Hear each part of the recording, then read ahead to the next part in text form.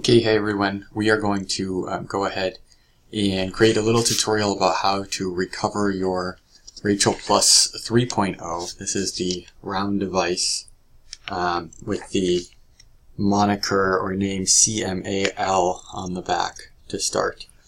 So CMAL 100 is what you'll see. So to do this, we need the device itself. Yours probably has a sticker on it. The power supply, you'll want to make sure that you're plugged into power. And then you will need a 16 gigabyte USB stick. So the first thing we need to do is configure the USB stick to work to recover the device. And so that's going to consist of downloading a file and then burning that file to the USB stick. This is not the same as just transferring a file to a USB stick. It's a little more complicated process, but we're going to go ahead and take you through it right now. So the first thing I want to do is download the latest CAP3 Rachel Recovery USB and then the full image. And this will be around 4 gigabytes. So I'm going to go ahead and start the download here, and I'll check back in as soon as the download is finished. So my download has completed, and now I need to go ahead and get the burning software. So I'm going to open a new tab, and I'm going to search for something called Image USB. Passmark is the creator of this software. So it's the first link here.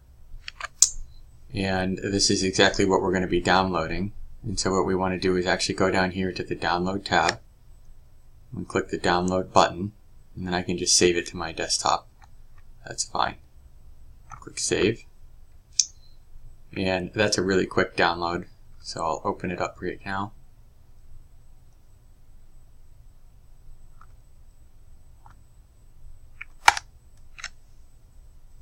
It's just taking a second to finish. Here, it's all done. Okay, so I need to extract all, and I'm going to show the files so that I can open it right away.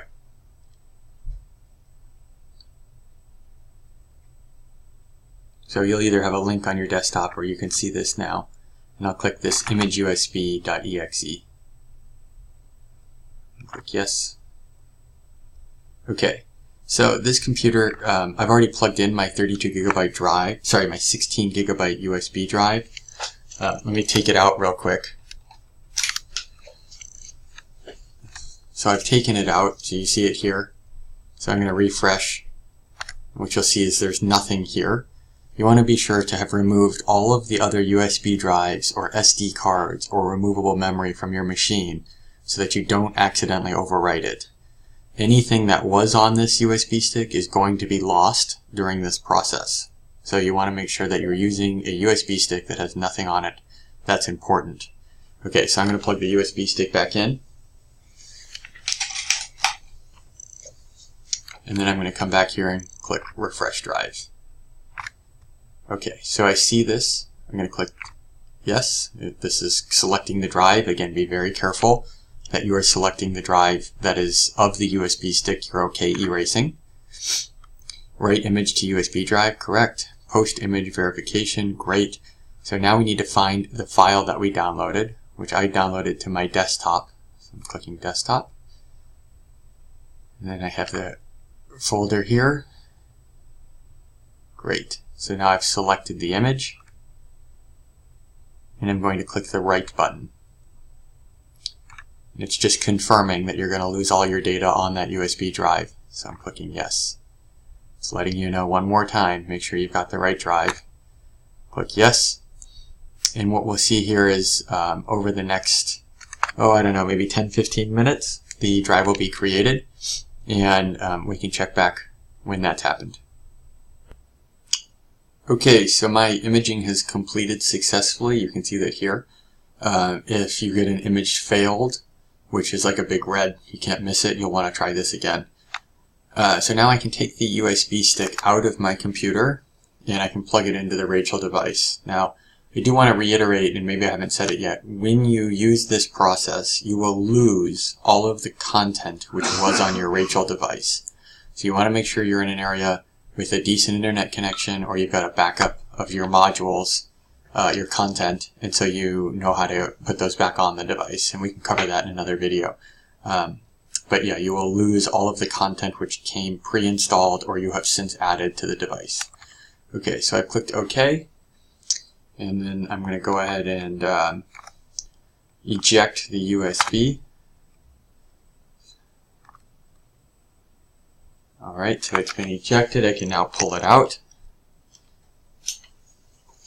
And here I've got it. So let me make sure. Great. Let me make sure you can still see me. I've got it.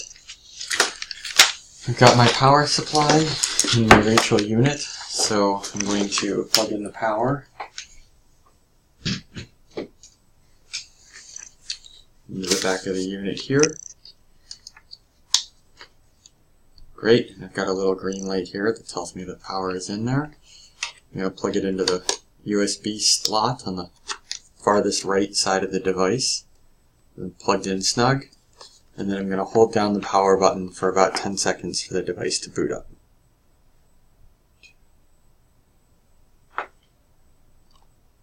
Okay, so I see that light went on. And I can definitely feel the hard drive spinning, so it's important to set the device down. You never want to be carrying the device when around when the hard drive is spinning. So I've set it down on the table there. And that lower blue light is going to stay illuminated for probably about 10 to 12 minutes before the process is finished. So I'll check back in. Okay, so that took about 10 minutes. And what you'll see here is that the device itself has shut off. So the little blue dot turned off on its own. I still have the USB stick in. I can pull the USB stick out, and then I can hold down the power button to boot up the device.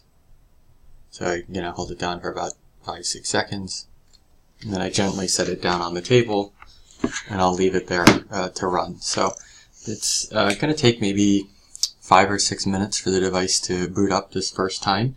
Even when the flashing light appears, it doesn't necessarily mean that all of the content is ready yet. It just means that the Wi-Fi signal is available. So it's always a good idea to wait 5 or 6 minutes before you connect to the device. So we'll check back. Okay, so we've waited plenty of time for the device to boot up. We can connect to its Wi-Fi signal here. And this will take a little bit, and you'll see it says no internet access, which is to be expected on a Rachel device.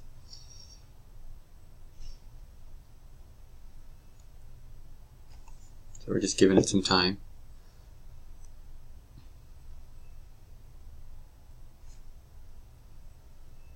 So it looks like it actually is connected despite this little message that says it's still connecting.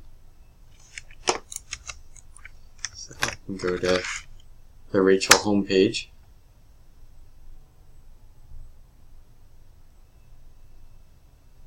And what we'll see here is this is kind of your what we call content shell, or the basis of Rachel without any of the modules.